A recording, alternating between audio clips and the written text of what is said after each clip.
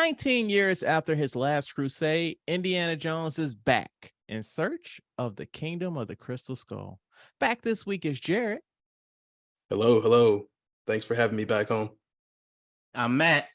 I'm Chad, and you're dialed into the 114th episode of We Used to Talk About This at Work.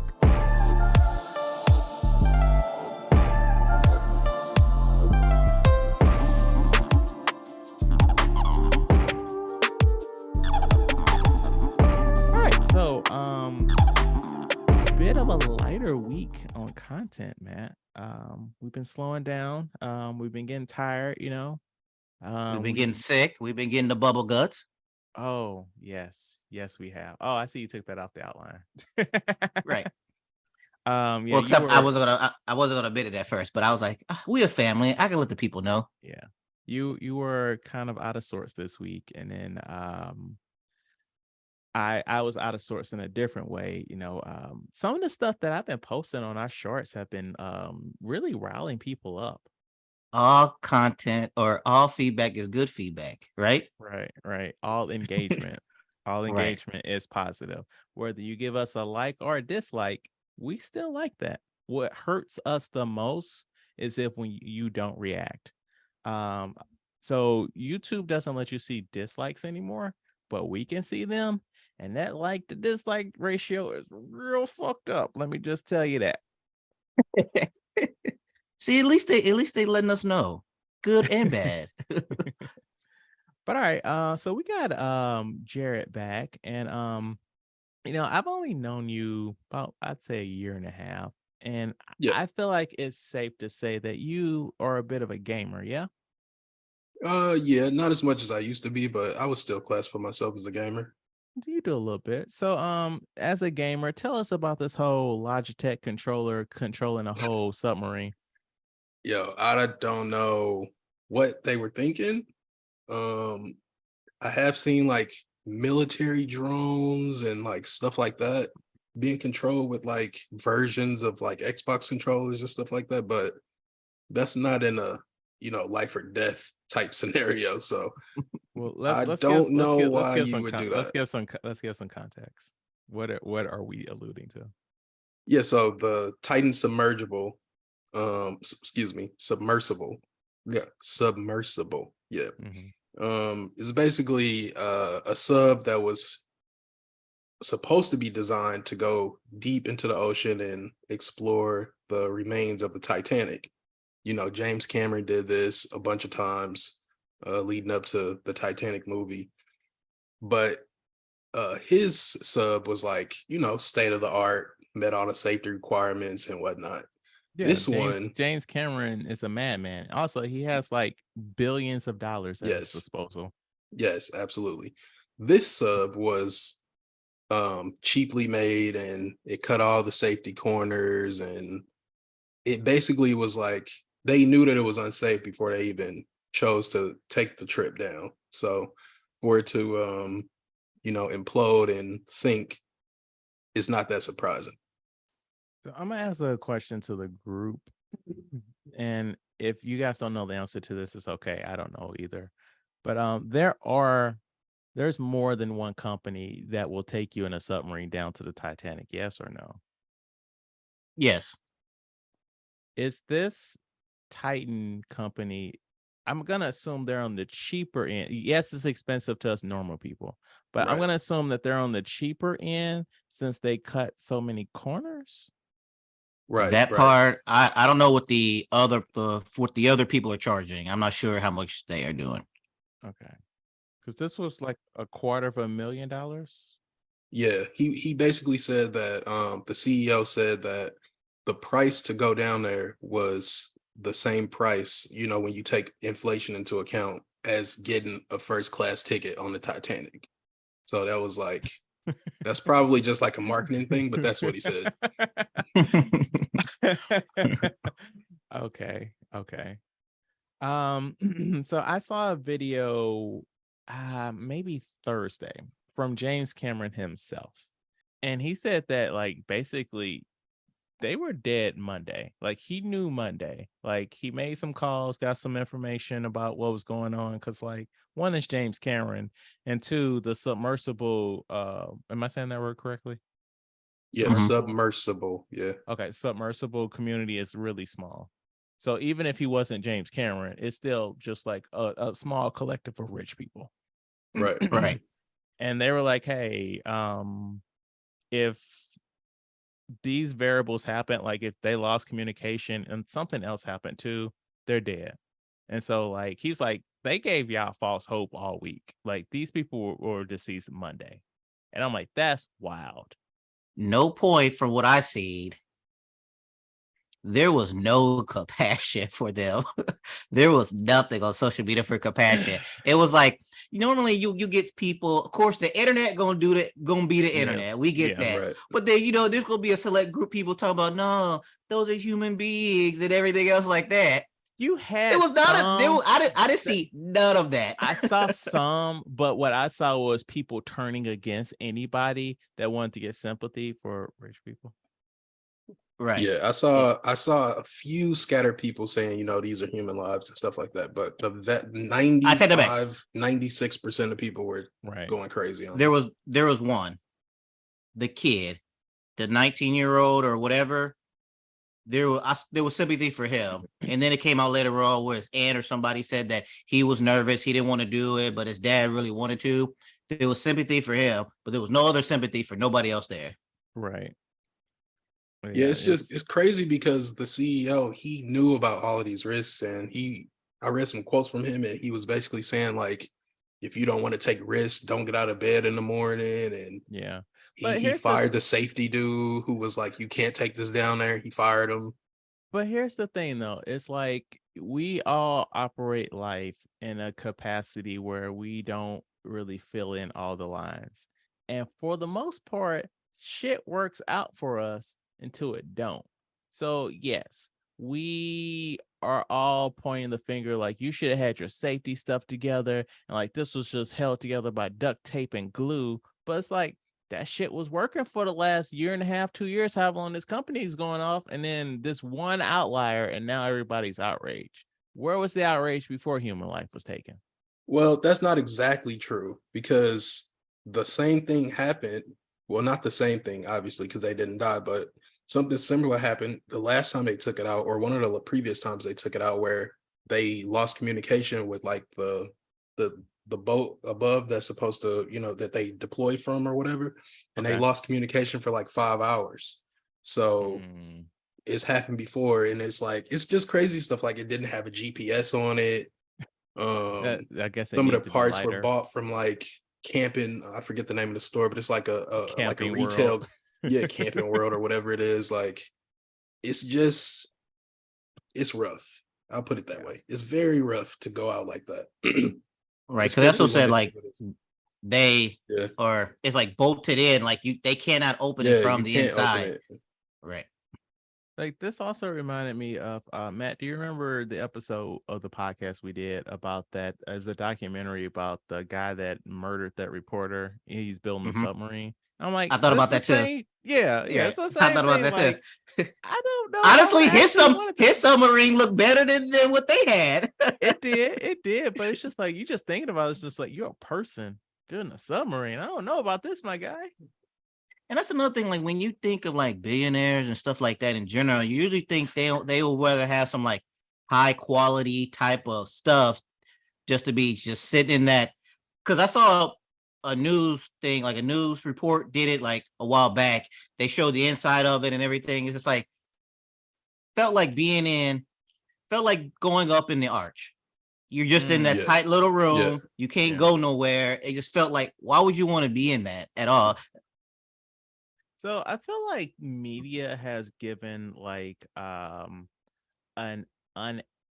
very inaccurate light of like rich people, because it's like their whole, like most of the time you got rich, like if you're like a fucking pull your bootstraps, I worked my ass off type person, you cut corners.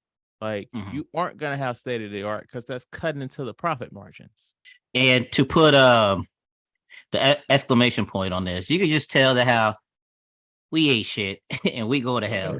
So now, well, not us, these people, because No, now with this I still frown on that because it's like we are the 99%, all right? And they do nothing but shit on us. They pollute our waters, they pollute our air, and we take it. And we just making a couple jokes. Well, I was going to say is because now why Celine Dion song My Heart Will Go On is back up on the charts, and why the fuck Netflix saying they about to release Titanic this week? Oh, are they like James Cameron's Titanic or a documentary about this? All I saw was Netflix said that will be released the Titanic. So I think it's the actual movie. Because I saw last I checked, Wednesday or Thursday, Titanic was streaming on Prime. Okay, see, so they was like, we gonna capitalize on this. Gotta get and in for on people it. to be like, right, Celine Dion song back on there. But mild transition, Secret Invasion, Marvel's Secret Invasion, you know. First episode premiered this week. Jared, what did you think of it? You know, it's the Wait, first. before we start, Okay. I just want to say one thing. Okay. The scene with Nick Fury and the lady in the red. Wait, don't who? The lady that Olivia Colman's Olivia character. Colman. they weren't actually together. They didn't actually film that together. I'm asking this believe it. question. I 'Cause didn't notice it, but I believe it. I kept noticing it to where they were never shown together. It was always like a back of the head type of thing. And then when they did show, there was two parts where they were both kind of like looking at each other. It looked weird. So I was like, I want to know if did you guys know if that's how they did it? It was just that scene was so weird to me. I don't know, but it wouldn't I don't surprise know. me. Yeah, it wouldn't surprise me either. Like a lot of stuff in Endgame was like not shot at the same time, and like different actors were there at different times and stuff like that. So it wouldn't surprise me if they were, but I didn't notice anything particularly off about it when I watched it. I mean, Okay. it does feel like a waste of money to do it that way, but maybe just the schedules were really off. Like, you Mhm. know, Sam Jackson may have been free, but you know, Olivia Colman, she's an Oscar winner now. So like she's getting a lot more roles than she Yeah. was previously getting. Mhm. Oh, sorry about that. But Jerry, what did you think about this? Yeah, you First go. I thought it was well. First of all, when I saw the trailer for this, I was super excited because it looked like the MCU that I like the more adult, less funny, less Thor 4-y type MCU. And so I was like, I'm definitely down for this. I can't wait to see it. And I thought the first episode was pretty good. I thought it was a solid start. You know, it's sort of just getting us into the world, letting us know what's going on. So I thought it was a solid first episode. Laid foundation, explained to us what's going on, what's been going on, and sets us up for the future going forward. So I'm looking forward to it. I am not familiar with any of this stuff, so I'm going along for the ride. I feel like watching when Moon Knight came out, and I didn't know what to expect, and I was just taking it episode by episode. I feel like I'm there, but I enjoyed Yeah. it. I liked it too. It was a solid episode. I mean, I will admit, I am getting tired of all this MCU business. Like, this is just so much. What you're describing, I guess, is how I feel like post Endgame. That's how I feel. How I felt post Endgame. It's like, you know, I still like it because they built up so much goodwill with me over those, you know, that decade, a little over a decade. So I was like, I'm still in, but right now I'm at the point where it's like, I'm gonna watch everything, but I'm not like, super pumped to see it. Like, I guess my thing is like, I'm more so with these shows than the movies. That's kind of what I'm tired of. Because it's like, yeah, how many of these shows have started off really well, really interesting, and then they've just fumbled the ending, you know? Quite a few. And so, like, I'm about to invest 6 weeks of my life into this. And I'm like, please don't mess this ending up, y'all. Please just stick the landing. Please stick the I landing. feel you. So, but yeah, You know what, it's a this show, solid start. Yeah, I was about to say it kind of I don't know about y'all, but I'm a big Mission Impossible fan. And this is kind of like Mission Impossible like on steroids, where it's like this dude could be wearing his face. That's what I want to see Yeah. from the show, like really psychological, like you don't know who's who, and like it can just get really twisty if it's written correctly. So that's what I'm looking forward to the most. Yeah, I feel like this could be I like and I don't like that aspect of this show. And while I didn't read the comic book, I felt like perhaps that would have, well, the books. I felt like that may have been annoying too, because it's like you literally don't know who to trust, and like yes, that adds the paranoia. But it's just like, oh yeah, I'm a scroll, but I'm a good scroll. I'm a scroll, but I'm a bad scroll. All this stuff. I'm a double agent. I'm a triple agent. Like, I don't know about this, and then the implications for when somebody got snatched and all that. I don't It know, man. could be, like I said, it really comes down to the execution. If you do Yeah, it right and you don't overdo it, like what you just described. I'm actually a double agent. It's like I'm a triple agent. Like if you go too far, it could just kind of be like eye rolly. But if yes. you do it right, it could be like, ooh, okay, that is actually him, type of a thing. So Like there was a brief scene in the first episode with James Rhodey and the president, and I'm like, "Mm, y'all giving strong we've been replaced vibes. That's what you guys are giving me right now. Mm-hmm. Right. And I don't like that shit. I don't like that shit. But we'll see how So it shakes out. is Robin really dead? Man, I was like, I know y'all stop playing. Stop playing. Like, is she about to turn to a scroll so she's still alive? Stop playing, y'all. See, and yeah, who'd you say, Robin? Yeah, yeah. from How I Met Your Mother. Oh, gotcha. I never watched that. I'm like, oh, Kobe that's definitely not the right name. Smulders. Yeah, Kobe Smulders. Yeah. She always gonna be Robin Mar- Shabosky to me. Maria Hill. Yeah. So Well, we don't yeah, I know if she's mean, dead. yeah, I mean, she got shot though. Yeah, she got shot, but I Nick don't Fury think got shot in Winter Soldier too. that's fair. That's fair. That's fair. So you Also, But never really know. It wouldn't surprise me if she was actually dead, because her character's kind of been lingering around, not really doing a whole lot well, in the I mean, MCU. that's So it wouldn't surprise me indicative. if she died. That's indicative of part of the problem with the MCU, in my opinion. Like, it's so expansive now with all these actors, and like you have to adhere to TV and movie schedules, and you're just not gonna see people. When the last time we saw Sam Jackson? 2019? You mean in a movie? In anything MCU? What's that? Captain Marvel? Yeah. I mean, technically, didn't he show up at Tony Stark's funeral? Yeah, at the end of Endgame. Yeah, he was there. Yeah. No, we saw him in he was in No Way Home. Was that Oh 20 when was that? no, that was 2019. No Way Home 2019. Wow, the Mhm. years just fly by.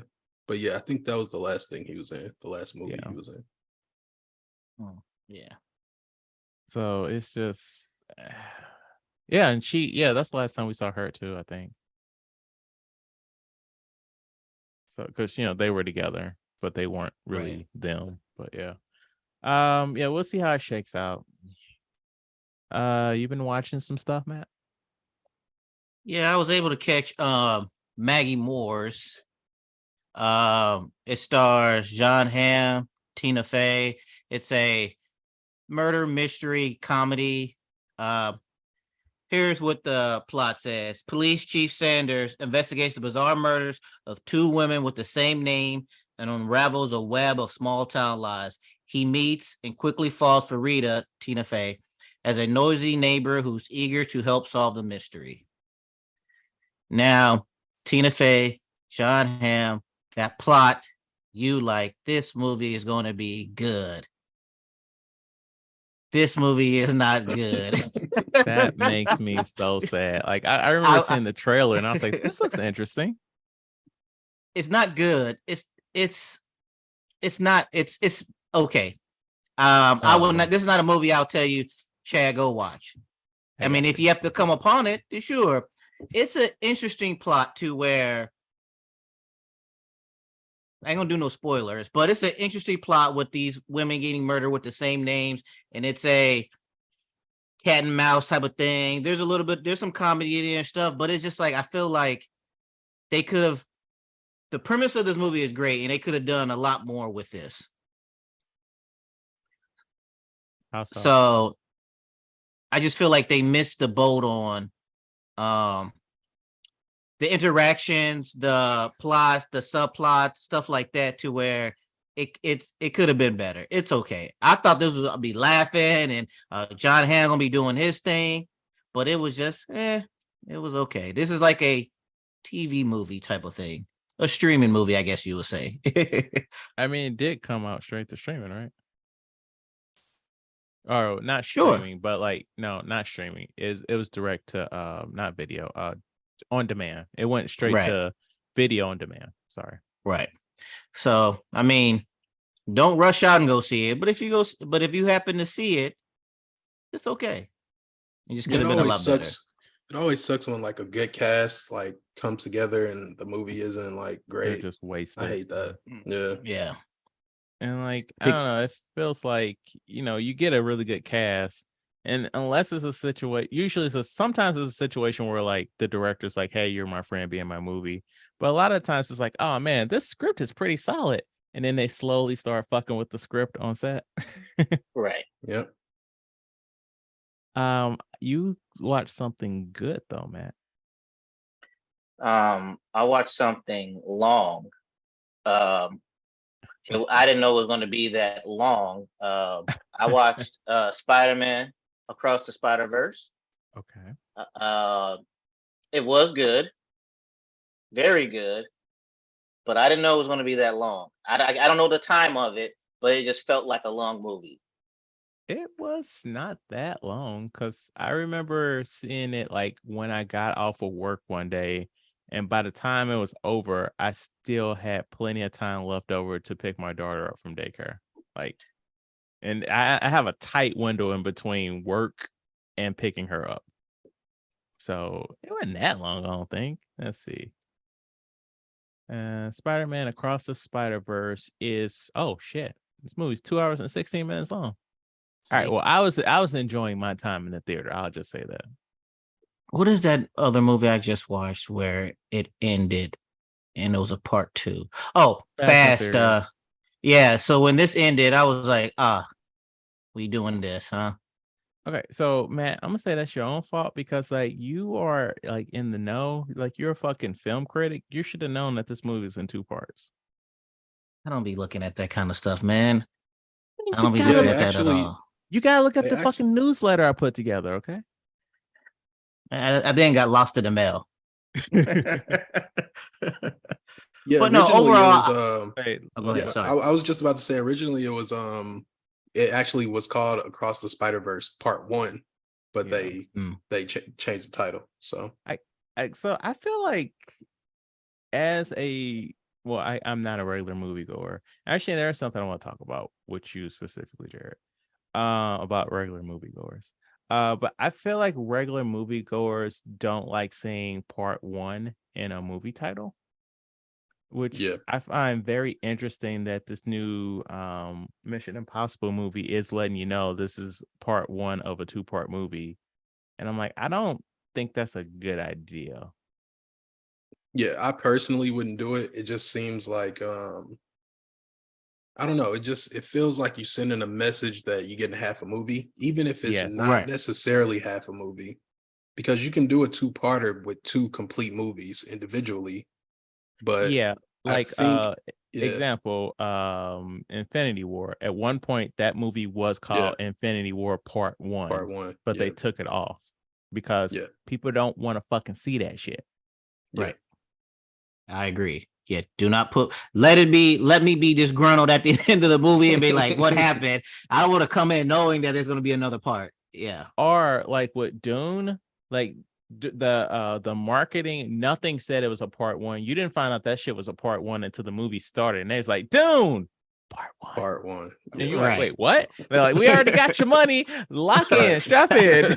Right. Gotcha. Right. But no, so I want to ask you this, Jared. So Matt and we both got early screenings of The Flash. And we kind of talked about this in the group chat, but we're gonna talk about it on the podcast. And me and Matt up and down was all like, this movie was excellent. Like, this is about to fucking destroy the box office. It's gonna make all the money. And then the reviews started coming in, and it was a little mixed from critics. And then like the audience scores were like getting lower and lower. And me and Matt was like, wait, what's happening here? And then you was like, all right, boys, about to watch these shits. I'll let y'all know how it is on the other side. And you was like, it was mid. And me and Matt was like, what? Or I was like, wait, hold on. Did we see the same movie? Right. We was hyped up out this, and then everybody's like, nah, this ain't good. It was like, wait a minute. Was it because we just saw the vast screening, we was hyped off that part? But I still enjoyed the movie. Right, because it's like a couple of cussing, like when you see like those advanced screenings, like you're in a bubble, right? Because like everybody's all like, oh shit, we saw this early. This movie was beautiful. It was excellent. But then it's like when the people see it, they're like, I spent money on this. Fuck this movie. So could that be it? Could it be that Matt and I never really watched the Flash TV show? And since that's got like 200 and something episodes under his belt, like they have had to like done this storyline already. And so like this is more of the same for people that are coming in from the TV show. And I like think that. all of that. I think it's all of that put together. Plus, you throw in the Ezra Miller stuff, and on top of that, it's the end of the DC. It's like a lame duck movie. Like we know James Gunn is coming in, and so it's a combination of things. I think if you, let's just say hypothetically, Ezra Miller had no issues, just a normal, clean slate, no criminal history, nothing like that. No controversy. And let's say the DCU was like not ending. I think it would have did better. Right. Or we didn't know or whatever. I think it would have done a little better. But I personally think the movie is just it's fine. Like I didn't hate it, I didn't love it. I just thought it was fine. And I think a lot of that is because I watched the Flash show. So literally everything that happens in this movie, I've already seen happen in the show. On top of the fact that I think the Grant Gustin is a way better Flash, more accurate Flash, more likable Flash. Just all around, I think is just a better Flash. So you downgrade for me. Quick question. Yeah, go ahead. Yeah. So when you say that the TV show did this, the TV show did it, is it like the exact same thing as a movie? No, it's not exactly the same, but like him going back in time to try to save his mom, that's in the show. The evil version of spoilers, the evil version of himself, like from the older version, that's in the show. Him like trying to find a way to save his dad, that's in the show. Like him messing up timelines, that's in the show. Literally like him traveling to or him being in the Speed Force, seeing other worlds, that's in the show. Even Ezra Miller himself was in the show. Like when he did that, when he was traveling through worlds, like Ezra Miller popped up and was like, oh, you're Flash? I'm Flash too. Like they had a brief moment in the show. So literally all of it is in the show, aside from like Batman. But like they've had Supergirl. Yeah, they've had Supergirl in the show. They had Brandon Routh from the Superman movie. He was in the show. Maybe I need to watch the show then. They have a bunch of different. And the thing is, like, the thing that really killed me about this was like, I know that the budget for this movie was crazy. Not even because of like the reshoots and all of that, but because it's just it's a big budget Hollywood movie. And like this is a huge thing for me. Like the visual effects in this movie are not much better than the CW show, and that's a TV budget. Like I gotta take those babies were some ass. Those babies were ass. Terrible. Like, and I know the director came out and was like, well, actually, and this is the funny thing, and this is how I know it's BS. Because so the quote that he had was basically, well, listen, the VFX look weird when Flash is running around because we're seeing things from his perspective. So the texturing and all of that is a little off because of like the way he's running so fast is like it alters his perception. That's what he said. But when they showed the movie, like months ago at an early screening at like CinemaCon or one of those film events, they were telling the audience these are the unfinished effects. Yeah, no, we both saw an unfinished cut of the movie. Well, I saw it twice. So I saw Well, this was so I know you saw it a while ago, but it was a screening before that.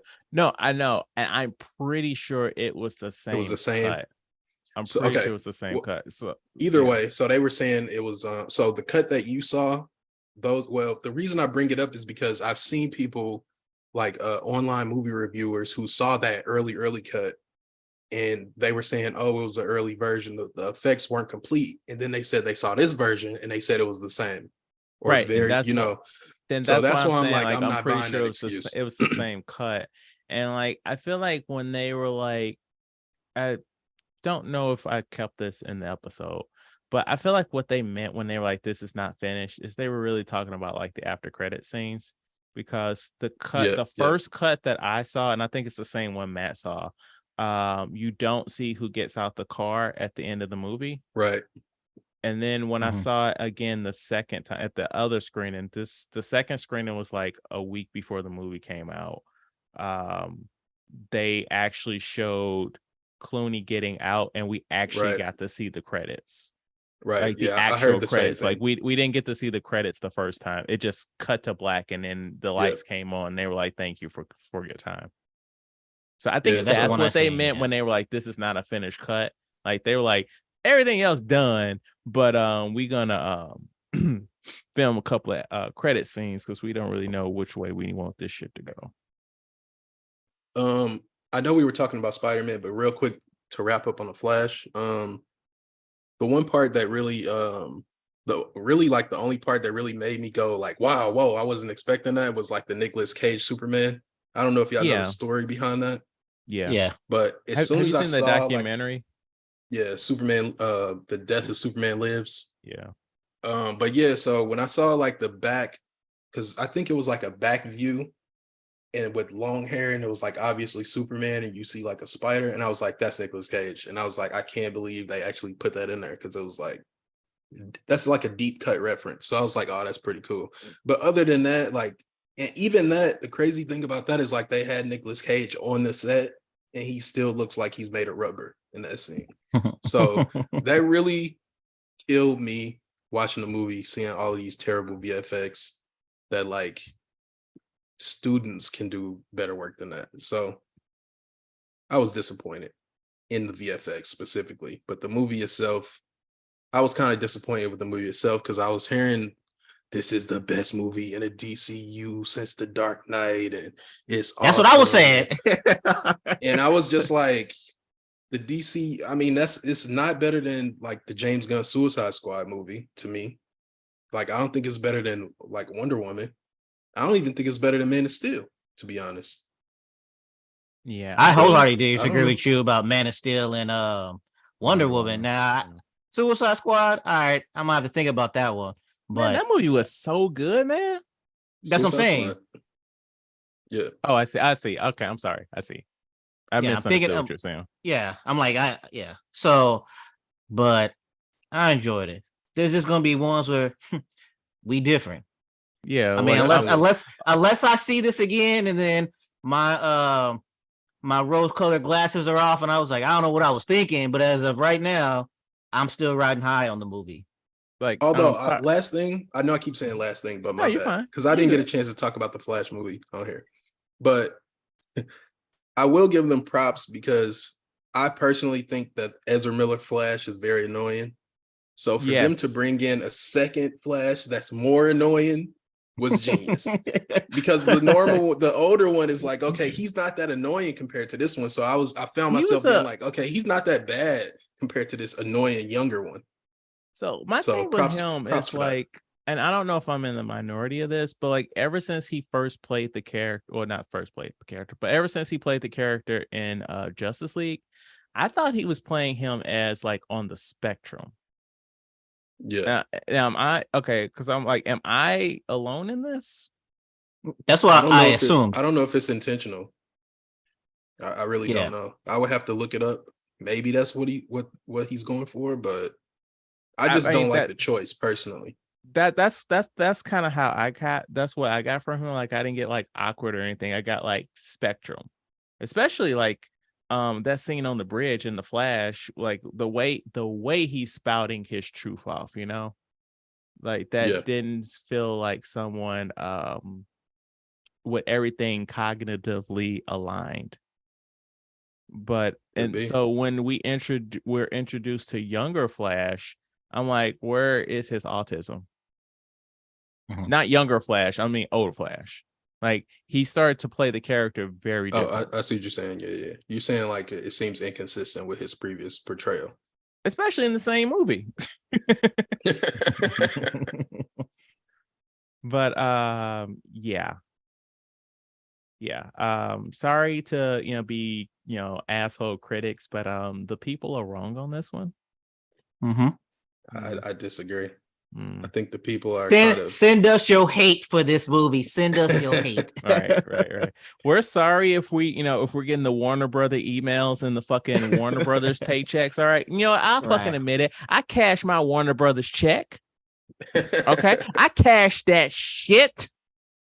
Mine Just like, must have got messed up when they sent mine to Japan. I didn't yeah. get mine yet. Yeah. I mean, I cashed my shit. And when I was at the bank, I saw motherfucking Tom Cruise and Stephen King. All right. We cash our motherfucking checks. But yeah, I will say this: like all the movies that I've gotten screenings for, they have not been doing well in the theater. So, like See, I saw the Blackening. I'm like, that shit came in number 6. and you It's said like you enjoyed that one. it's really funny. And then like I saw something today. Oh yeah. Oh no, I can say it. The fuck's that shit called? Ruby Gilman. Kraken. The new DreamWorks movie. I should have released the review of that on Monday. I don't think that's going to do well, but I enjoyed it. Mm. So I don't know why we keep getting screenings of fucking movies that are flopping. Like, stop giving away these free tickets. I mean, give us some more free tickets. I want to see Indiana Jones. If y'all Disney, I want to see Indiana Jones. Real quick, back to Spider-Man. We talk about different cuts. I sent you guys a little screenshot I saw on Twitter where the the editor said that there's been multiple versions of the film in theaters. Are you guys familiar with this? yeah, This is the first it's I'm for hearing of the this. audio. It's for the audio Oh, issues. just that. Okay. Yeah, Oh, just So audio. Okay. so when I saw it the Thursday it came out, and I'm like, same. I know that they not. I know that the screen is not fucked up. Like I'm like, oh no, I can't hear shit. Like, and we all just sitting there, and I'm like, is nobody gonna get up and tell them that this shit not playing at the right level? Like, what the fuck? So yeah, I suffered through that shit. Yeah, I when I saw it opening night too. Well, Thursday night, the night before it opens technically, Yeah, and yeah. I only couldn't hear like Hobie's lines, some of his lines during the like the Indian Spider-Man scene. Like Mhm. that was like the only part that I had real issues hearing. There were some other You parts you like you Gwen's heard intro. you heard yeah, I was about to say you heard Gwen's Yeah, I was about dialogue to at the say, beginning. yeah, I was struggling to hear. I had to strain to hear it, but I heard it. Yeah. But it wasn't normal audio levels. And then when I went back the second time to see it, it was improved. So Yeah. the Mm. second time I saw it, it was definitely the new version that they Yeah, I had. need to make some time to see it again before it's out of theaters. When did you go, Matt? This weekend. Okay, so the audio was fine for you. No, there was parts where some things I couldn't hear, but Okay. yeah. But now my thing that stuck in my mind. There's when they're in the I don't know Spider Hall or whatever with all the Spider-Mans. And I know Spider-Mans come in all different types of shapes, sizes. There's horses, there's everything else. But I did feel a hint of kind of racism when he was yelling at Miles, talking about he not supposed to be here and all this other stuff. I was like, I don't like the way he talking to him like that. There could have been a different way. The way you say this, I had a little bit of racism in that. No, I'm with you on that. And then he telling that cute little black girl, get your little.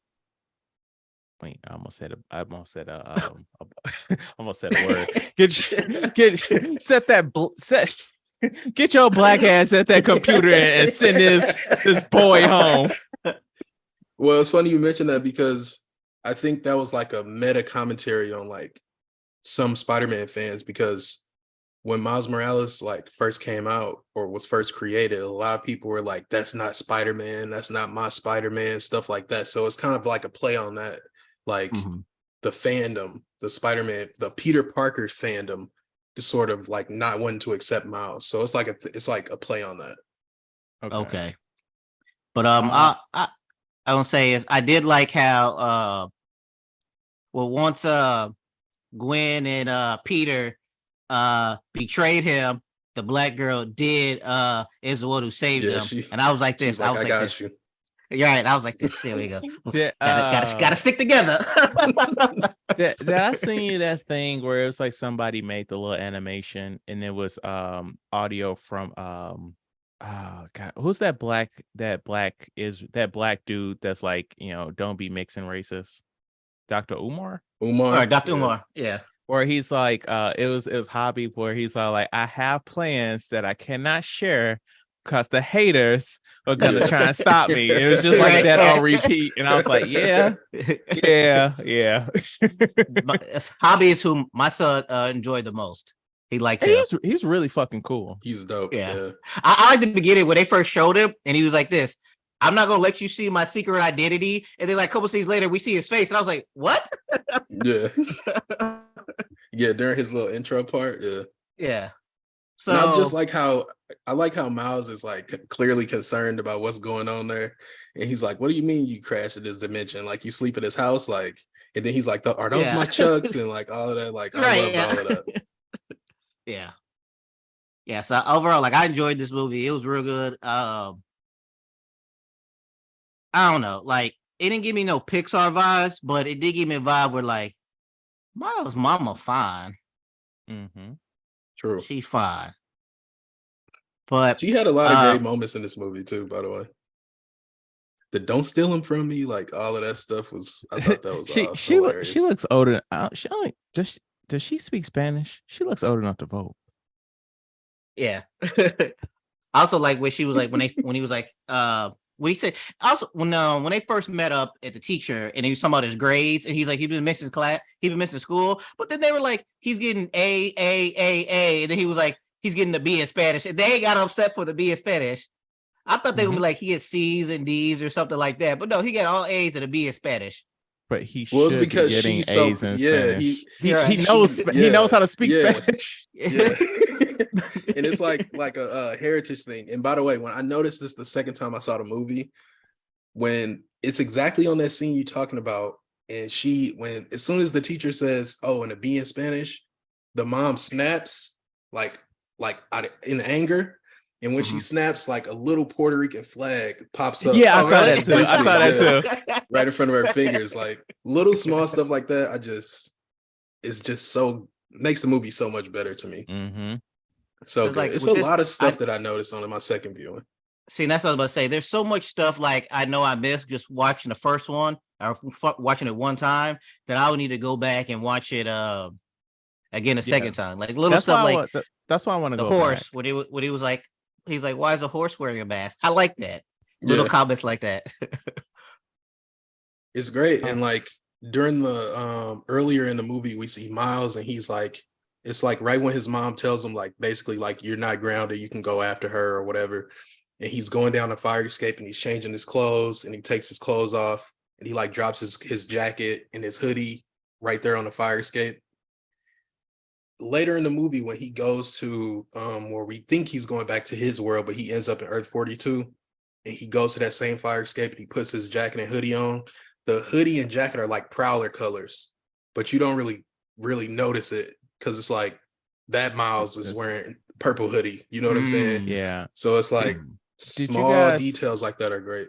Did you guys see the thing where the part in the first movie when he first runs into the first Spider-Man, the Spider-Man of his universe, and their spider sense goes off? His spider sense were Prowler colors initially, but they slowly morphed in that scene to Into red and Spider-Man blue. colors Yep. to show that he was originally on the path to be a Prowler, but now he's a Spider-Man now. I didn't notice at the beginning. I read that later on. Yeah, so it's like Easter eggs that we got to go back to the first movie for, right? After seeing the second one. So who knows what we gonna have to go back for, after we see the third movie. Right. Yeah, and Miles with the braids, he look hard as fuck. Yes, he does. Even how he said his name, Miles Morales. Like right. Hard ass so good. Right. But what I was about to say is like I like the writing in this movie and how they incorporate the first movie so well. And when Miguel is explaining to Miles like how everything is his fault, even though it's not his fault, I mean it's because of him. Like when you go back and watch the first movie and he goes down underground where he was tagging, he was doing graffiti, and he comes across the spider again that bit him, and then he comes across the fight between Spider-Man and Green Goblin, and he's like, he basically interrupts Spider-Man, and Spider-Man has to take time out to go swing down and save him, and then that's when we get the spider sense thing. And it's like that little distraction is why he couldn't stop the collider, and everything happened because everything, domino effect into the next movie. So all dope, all great, loved it. Yes. Can't wait for the next one. Cannot wait. Yeah, I did see something. I don't know how accurate it is that the third movie might not actually come out next year. I saw something about that, about how there's some issues with like the animation, getting that together within the time period, because everybody's on crunch these days. Yeah, that's unfortunate, but if it's between rushing it and getting it right, I would rather them take more time and get it right. Because you can't have these two incredible movies and then the third one is like bad or incomplete or rushed or whatever. So hey, take your time. So I do want to give a follow-up from last week about my dental issue. So my dentist's office was open on Juneteenth because it's a locally run, it's my local dentist in my neighborhood, ran by all white people. So of course they was open on Juneteenth.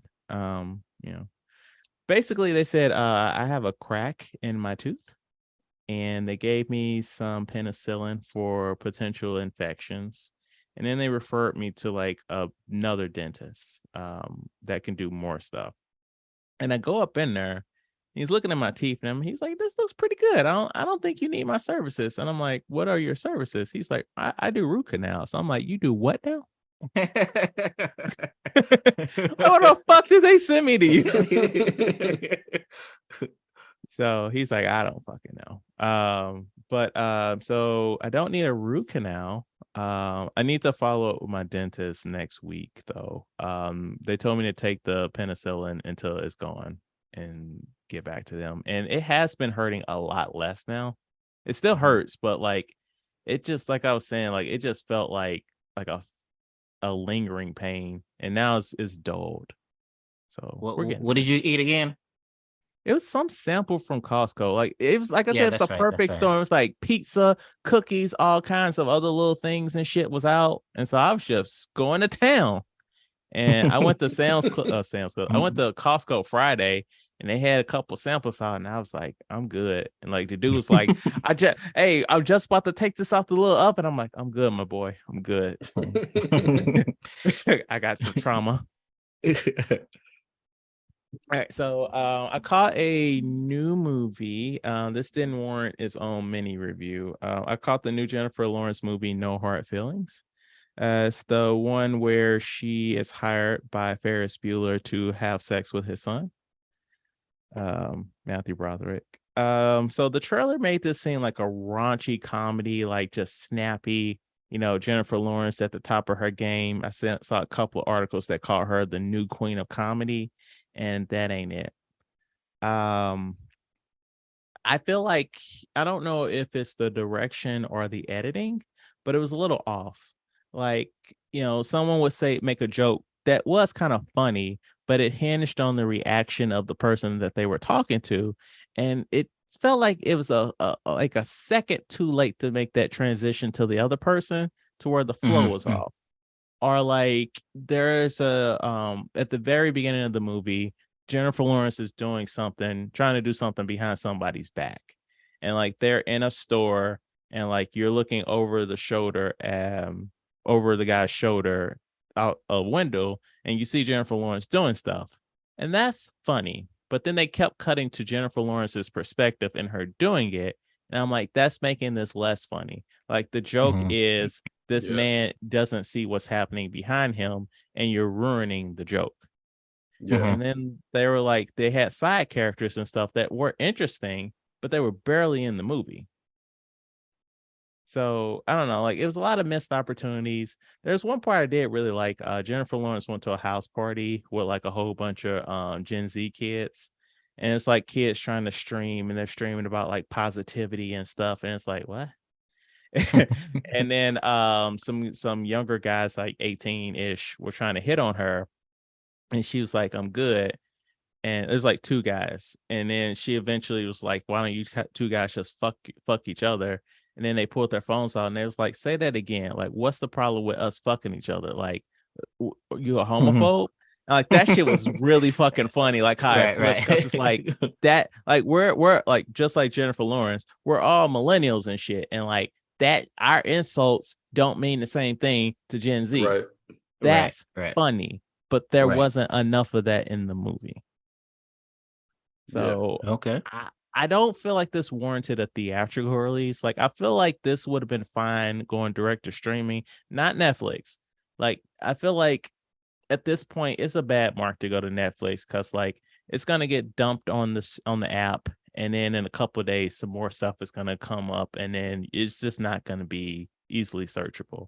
Like this, I feel like this should have been like Amazon Prime or Apple TV, where like it would get some time on the homepage and you could see it and you're like, oh cool, Right. Jennifer Lawrence has a new thing out. Like I feel I Mhm. don't think that this should have gone in the theaters, and I don't think this is going to do relatively well. Mhm.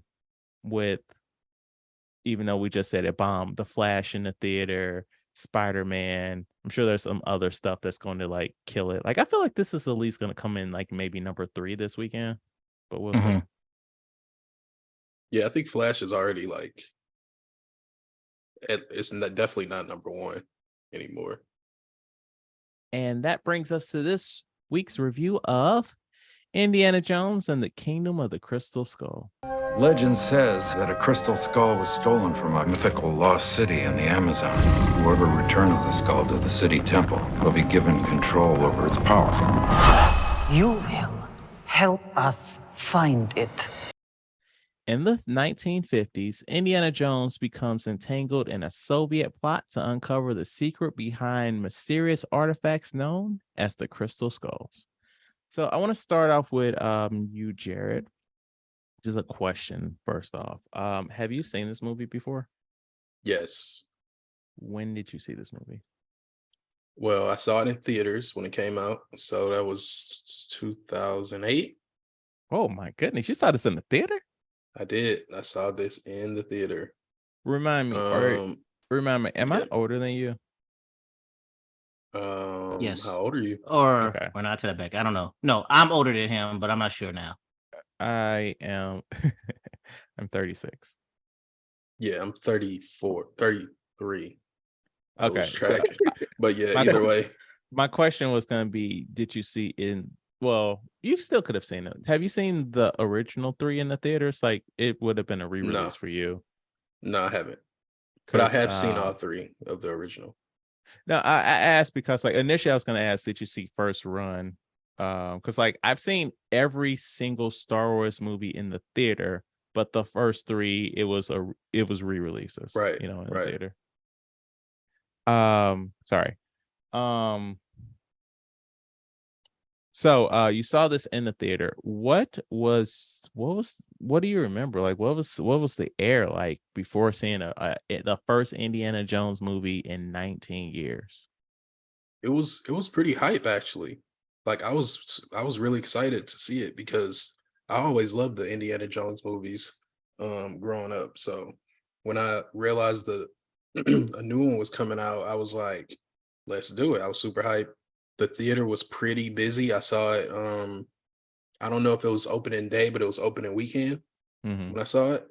And it was pretty busy. It was it was I remember it doing well at the box office, and my theater was full, so or close to being full, aside from like the Right. first couple rows. So it definitely was like a highly anticipated movie when it was coming out.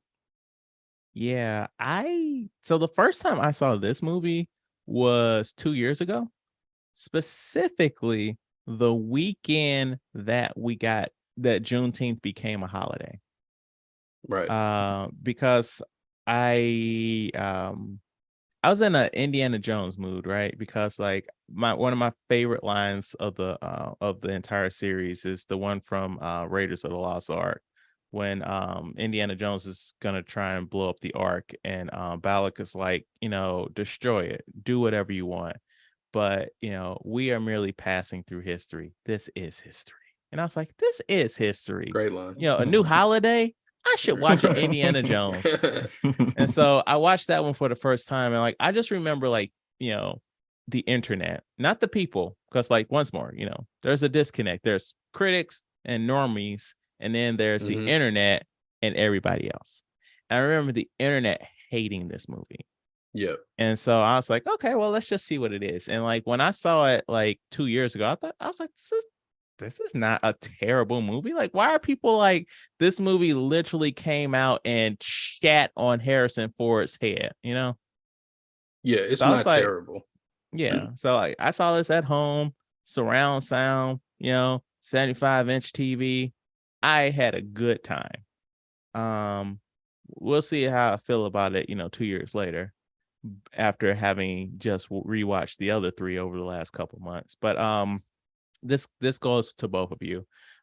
This goes to your time seeing it today, Matt, and back in the day when you saw it, Jared. Did you have any expectations before seeing it? Well, I saw this movie before. I saw this in Oh, theaters. wait, what? Oh, fuck! You told me that. I'm so sorry. I'm sorry, Matt. You Yeah. told me that too. I'm sorry. Yeah, because this is the only one I've seen before we started doing this. So why don't you tell? Well, yeah, roll that Oh, back. Tell us so about that. you saw the fourth one first? Yeah, Interesting. Okay. yeah. Just like Star Wars. I didn't see none of not to the back. I didn't see no Star Wars until Chad told me, and then I went back and watched it. But no, yeah, I've never seen none of the old ones until this movie came out. Me and the wife went out to the movie theater, saw it, we enjoyed it. And then since I never cared to go back, I've seen clips of like Indiana Jones, the ball rolling and different stuff like that. Right. But then once we started doing this one I finally went and watched all of them through. Yeah. Now what was the next one after that? Or my expectations? Back in the day, did you have any expectations before seeing it? No, because I had nothing to go off prior. So as long as he's out doing adventure stuff, he has his little hat on, his little whip, which he didn't have, but his little hat on, it'll be fine for me. I had no expectations. So let me just ask you a question. So you've seen the fourth one first. When you went back and watched the previous ones, how did you rank them? How would I rank them? Yeah. I don't know. Chad, how would I rank them? I don't remember what I told these other ones. I should have re-listened to the episodes. You thought the first one was fine. I know you didn't really care for the third one that much. Right. Because it was too jokey. And I felt like you were indifferent to the second one. Yeah. So is the fourth one your favorite? Would it be my favorite? No, but it wouldn't be at the bottom. It might be number 2 on the list. I might put number 1, go 1. This one might be number 2, but it wouldn't. Yeah, I don't know. If I guess the first one was just, it had enough action, enough jokes, and it was just like, it was solid all the way around, to where like later on some of them got to be too jokey, Thor, Yeah. and it was just solid all the way around, and it just laid the groundwork for all of it, to where this one, it's good, but it's not Don't- number 1 though. Okay. Okay. Yeah, I think the fourth one is my least favorite of all of them of all of them. I guess let's go into it. So, what were your thoughts on the fourth one? I think it's okay. Well, let me teleport back, or let me transport you back to when I first saw it. So I just remember walking out of the movie theater being disappointed, and it's not necessarily because it's Indiana Jones and aliens, because I don't think that's that big of a stretch to put Indiana Jones and aliens together. But it was just the execution and the way it looked, and I thought it got a little cartoonish. Not the alien stuff, but other stuff too, like the jungle chase, swinging on vines. Like, that stuff for me was just not great.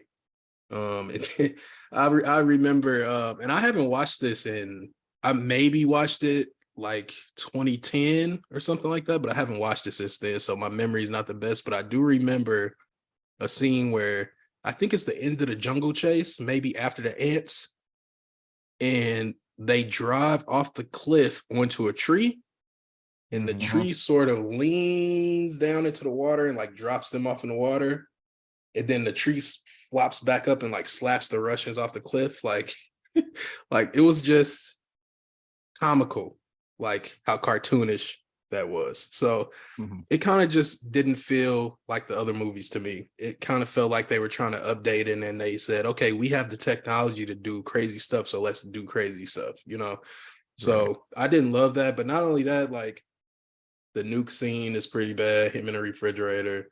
Although I do like the setup of him waking up in like the nuke town, where he's like walking through the houses and he doesn't know what's going on, and it's like But the like plastic how families and whatnot. but how is that not as stupid as them falling off of a waterfall and what was that? Inflatable raft in Temple of Doom? How's that not as stupid as that? That's what I said. I remember when we did the Yeah. review, I said that was stupid. It's pretty stupid, but I feel like this was more stupid. But not only that, okay, if you comparing stupidity levels, right? But you got the right atmosphere around the stupidity, I might let it ride.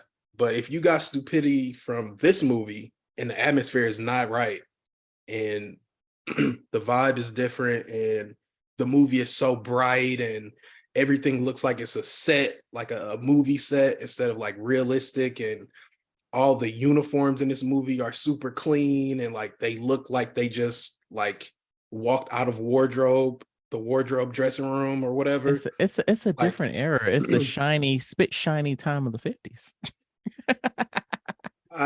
It just didn't feel right for Indiana Jones movie. Like, and it didn't look, it was like so glossy. I get it, it's different, it's the 50s. And I do like that sort of jocks versus greasers fight scene in the bar. I did like that. I like stuff in the movie, but it's just not my favorite Indiana Jones movie. I But I will say Harrison Ford looks really good for, like, I think he's like 60 in this movie. And I thought he still looked pretty strong and like, he believable. Yeah. So yeah, I still like this movie. When we watched the first two, I was like, oh damn, I don't like this shit as much. And then when we watched the third one, I was like, I'm having so much fun. And like in this one, like this feels like it is still in the same universe as the other three movies for me. Like he's still getting into like stupid situations, like, oh yeah, There's a nuclear bomb coming. I'm gonna get in this refrigerator. Like, it felt like an Indiana Jones movie. It felt like we hadn't had so much time away from him, if that makes sense. If I'm saying that right. I still say this. I think I said this last time. I really wish they would have made at least one movie in the 90s of him doing like World War II shit, just to kind of bridge this gap. But yeah, like I I love like we're referencing other adventures we didn't get to see. I didn't hate Shia LaBeouf in this movie. I didn't hate him last time I saw it, but like he's fine in this movie. I do like how the movie there's like Spielberg-y touches to it. Like specifically for me, I felt like that was very Spielberg, all that stuff in the diner with the greasers and jocks and all that stuff. And like the felt kind of like a play, like them like moving around like the Mutt trying to steal stuff and Indy putting it back and all that stuff.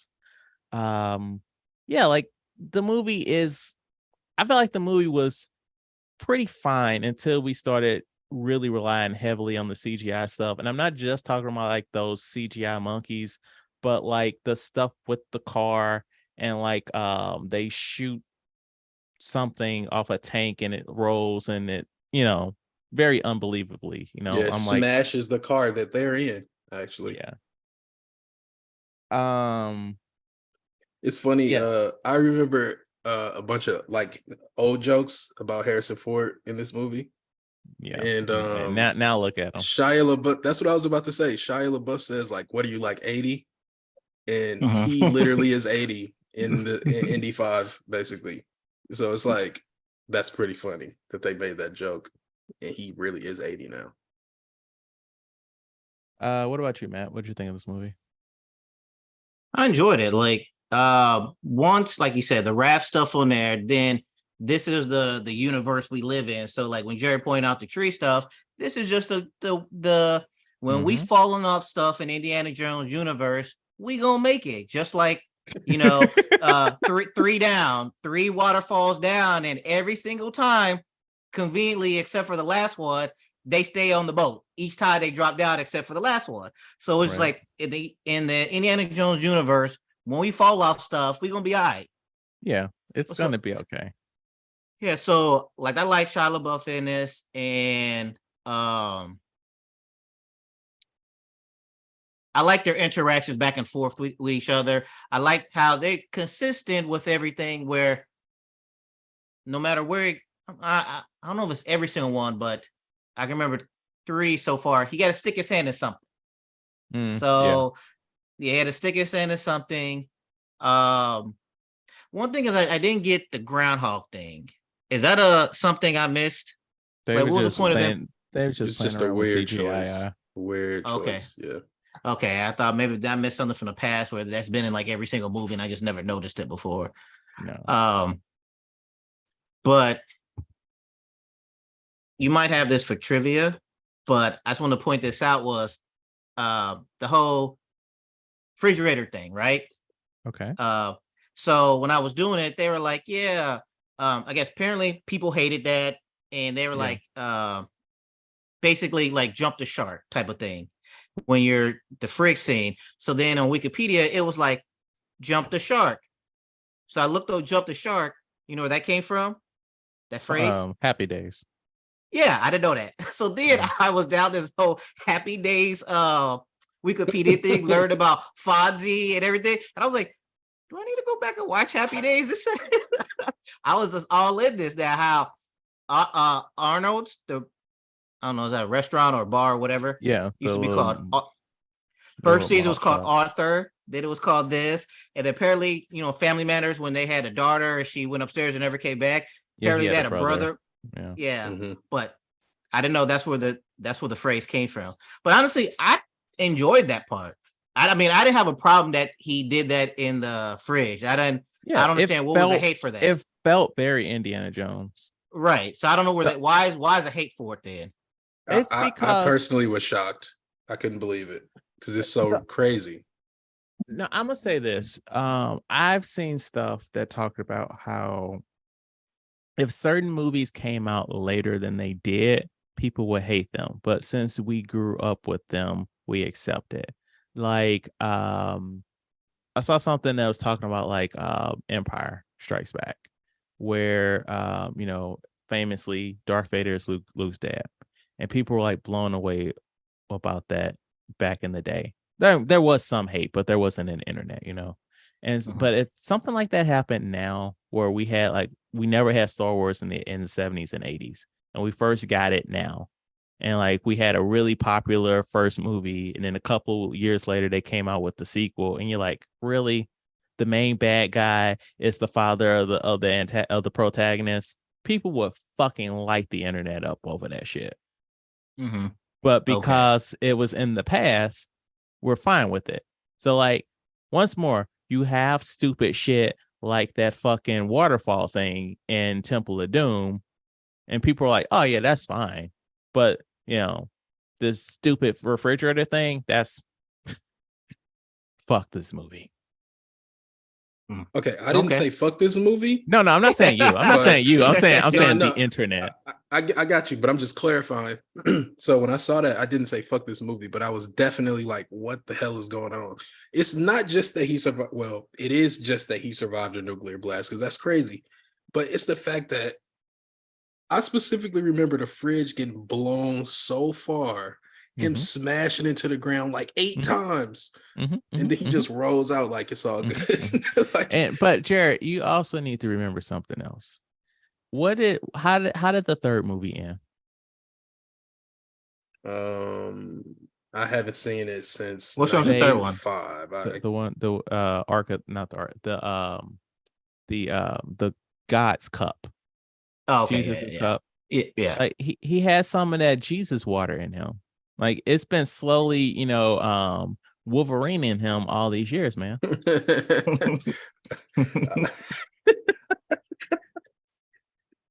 That's good. That's good. That's I'll true. accept That's that. true.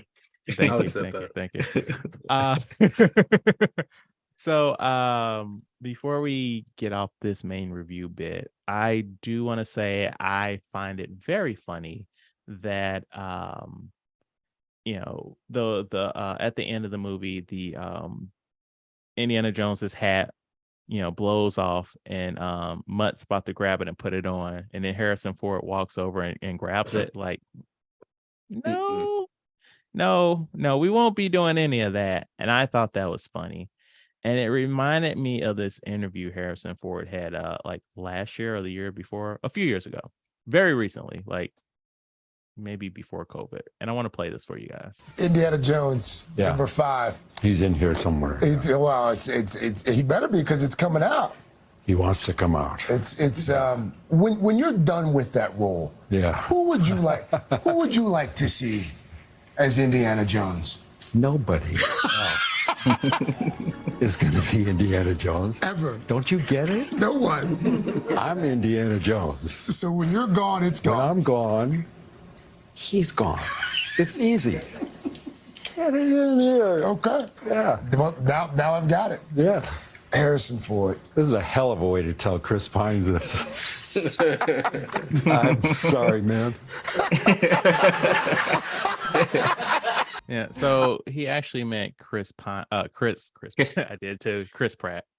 Yeah, I know that. When he said that, Chris Pratt. But yeah, it's just like,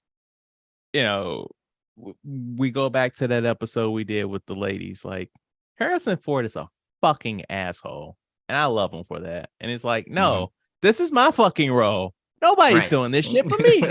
Right.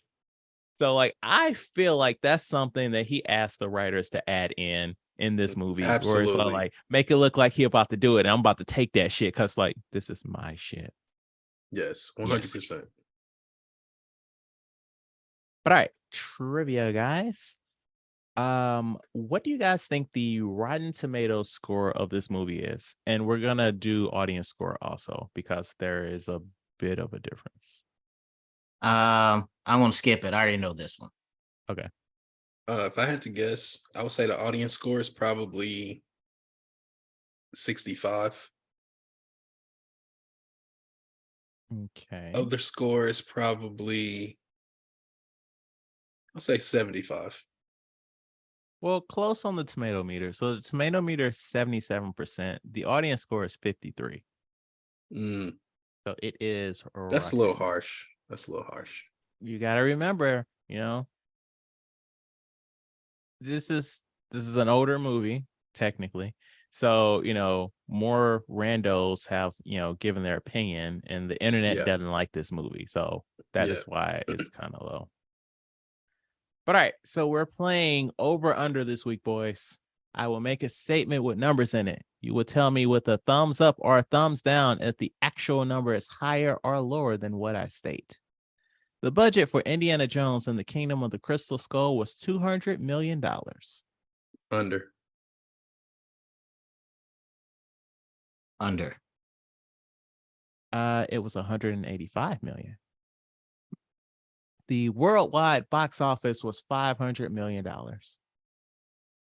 Under. Under. That was 2008. Let me see. Dark Knight. Didn't beat Dark Knight. I'm say under. That's domestic. I'm gonna say under. No, I'm sorry. The worldwide box office was $500 million. I'll say over for worldwide. 790. Yeah. Last one. This movie takes place in 1955. Over. Over. Yeah, It's 57. it's 50s, but it's later. Yeah. Yeah, 57. All right, trivia dump. Harrison Ford was adamant that he got to wield Indiana Jones's famous whip. Paramount executives wanted the weapon to be computer generated because of new movie safety rules, but Harrison Ford branded the rule ridiculous. And he's Harrison Ford. He'll do whatever the fuck he wants to do. So he played with that real whip, and I'm pretty sure he got her too. Several weeks into production, Harrison Ford saw a blonde woman on the set and asked who she was. He was told it was Cate Blanchett, who he had never seen out of costume and did not recognize her without her black wig. I thought that was kind of funny. And lastly, the girl who punches Mutt Williams in the diner scene is Sasha Spielberg, daughter of Steven Spielberg. Keep it in the family. Get her. I got a couple trivias for you too. All right, let's go. Mm. The refrigerator nuke scene was a direct homage to the original Back to the Future script, which had Marty and Doc engaging in time travel by jumping in a refrigerator box near a nuclear bomb site and riding the radioactive waves into another era. This was eventually changed to the plutonium-powered DeLorean. Smart move to change that. You don't And want then- a fucking time traveling refrigerator. So dumb. It's no wilder than a hot tub time machine. Exactly.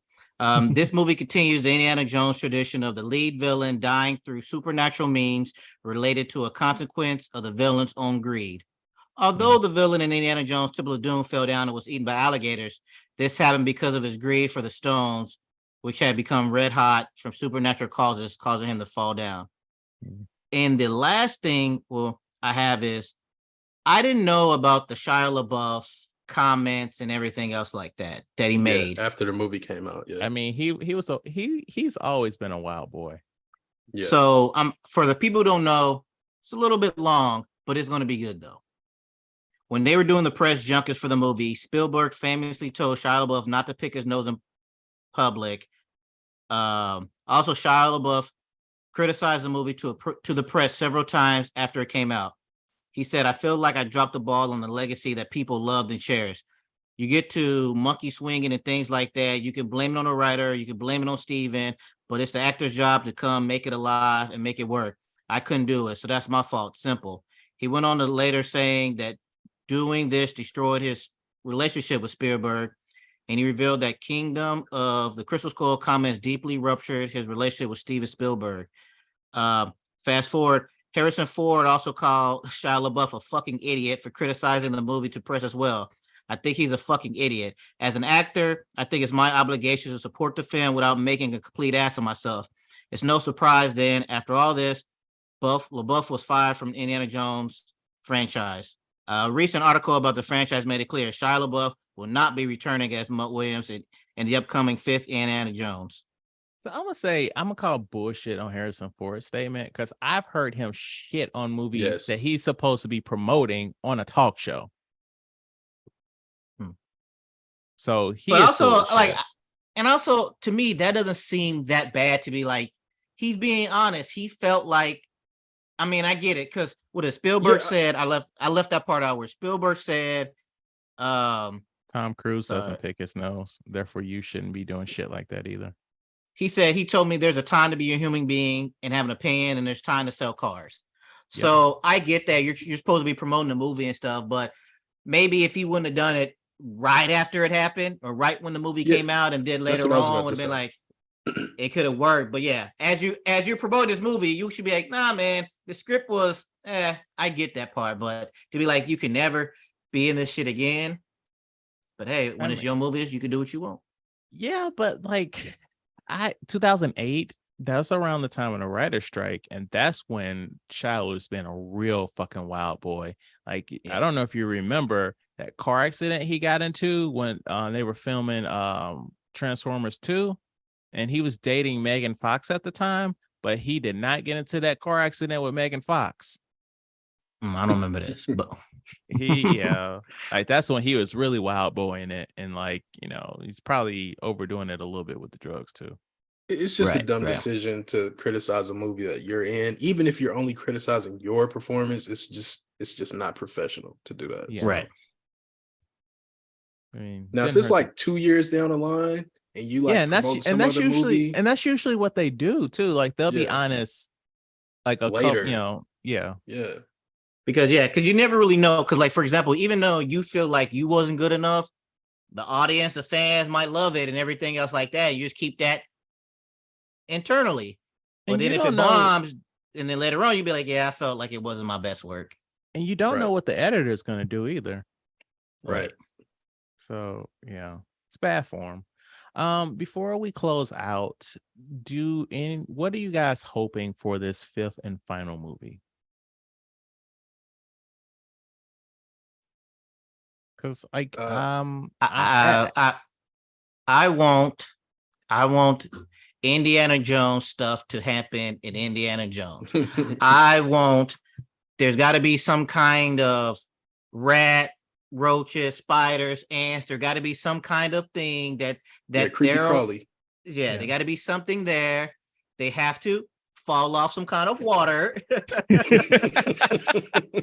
And like I said in the thing, the main villain needs to die from supernatural means.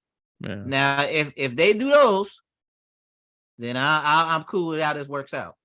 I'm sure all of that is gonna happen. I can almost guarantee all of that is gonna happen.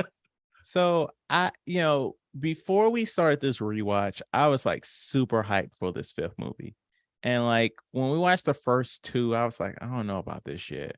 Like with this 3rd and 4th one, I'm getting back into the full swing of things, and I'm like, yeah, I'm hyped. So it's like I want to see. Have we all seen the trailer? Yes. I cannot wait to see that de-aged Indy on an adventure in the 40s, which is a plot that we should have gotten in the 90s. I will keep banging that drum. Like I'm interested to see like how really old Indy interacts in this world where like he is irrelevant. I don't want, and this is something that I absolutely hate that movies do now, like in franchises, like where we get a greatest hits of like old stuff where they're gonna be like, oh man, somebody's trying to fight Indy with a sword, and he's like, oh, where's my gun? Because that's the thing I do. Like I don't remember this. Remember when you saw this. I don't like that either. I don't want that shit. What about you? I'm basically on the same page as both of you. I'm pretty hyped for it. I definitely, I love Phoebe Waller-Bridge, so I'm excited to see her. But I just hope that it's a little more grounded and not too crazy. I understand that it's indie, but not to get into it, but like the title of the movie is telling us plain as day, it's gonna do some shit nobody's gonna like. I don't know about that. You can do certain things in certain ways to where it's it could be fantastical, but you can do it in a way to where it's still grounded. That's what I'm looking for. I feel like the title It's of the about the movie execution. is telling us it's going to specifically do what I just said I don't want them to fucking do. It might. It's gonna be worse than like, oh, remember when we did XYZ? You want to see when we did XYZ? Fuck no, I don't want to see when y'all did XYZ. That's why I rewatch these goddamn movies. I don't want you to fucking play that shit in the movie. What movie? We reviewed a movie like that where they replayed it back to us.